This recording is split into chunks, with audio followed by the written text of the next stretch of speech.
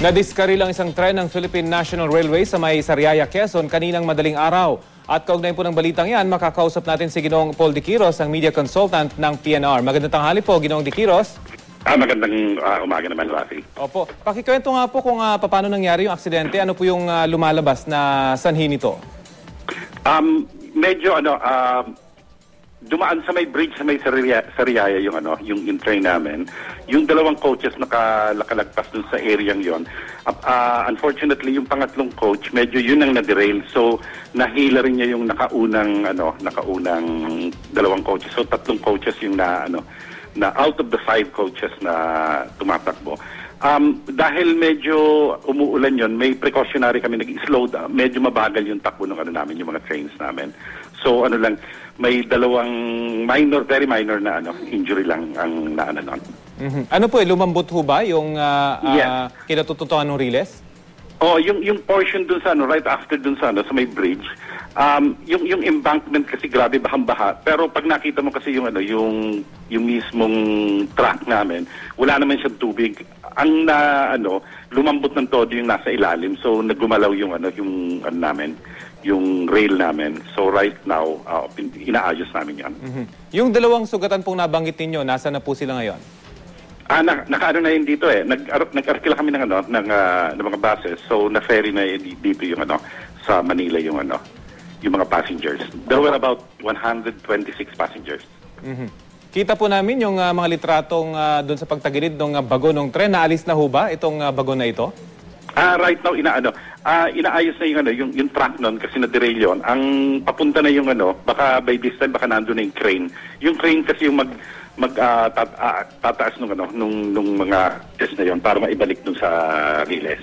So para maka-andar uli yun. So sa ngayon po, suspendido ang train service dyan sa lugar na yan?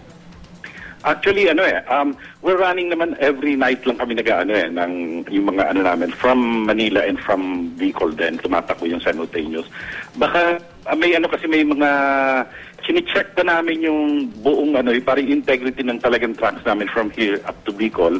Tapos with prospects pa ng heavy rains pata ngayong araw, mukhang yung management might decide, but we will inform the public a bit later. Pero it looks like baka i-suspend namin yung lang for today. Yung mga nakabili po yung pag-alis namin ng mga yon, matatapos within the day. Yung mga nakabili po ng ticket para ngayong gabi, ano pong abiso natin sa kanila? I-accommodate namin yan. Baka mag-extra kami pag mga ganyang mga situation. Nakaagad yun. May mga mga emergency precaution na mga ganyan. Sa susunod na linggo po, inaasahang dadagsana yung mga uuwi sa kanilang probinsya. Kumusta po kaya magiging itong mga linya ng railways natin? I-inspeksyonin ho ba itong mga to? Naman siya, continuous naman yung namin. Actually may kami may mga engineers din kami, mga nakatutok, pero yung iba per 2 kilometers. So nakatoka-toka yung ganyan. We prepared as early as last week pa naman. May mga extra trains kaming patatakbuhin para dun sa yung demand ng passengers. Mukhang marami kasi yung looks like magdo-double yung namin, yung pasahero going to Bicol, and also others coming from Bicol pupunta rin ata na Manila. So identify naman po yung mga katulad nito na posibleng lumambot yung lupa kapag malakas yung ulan. Yes, actually may mga priorities kami na inuna na namin yung Ito lang talaga yung mga talagang may mga lumalabas na areas. Minsan kasi grabe yung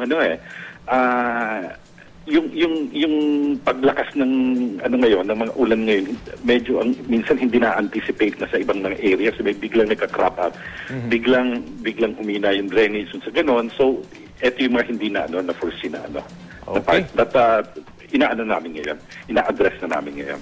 Sige po, maraming salamat. Ginoong Paul Diquiros, media consultant ng PNR. Magandang tanghali po sa inyo.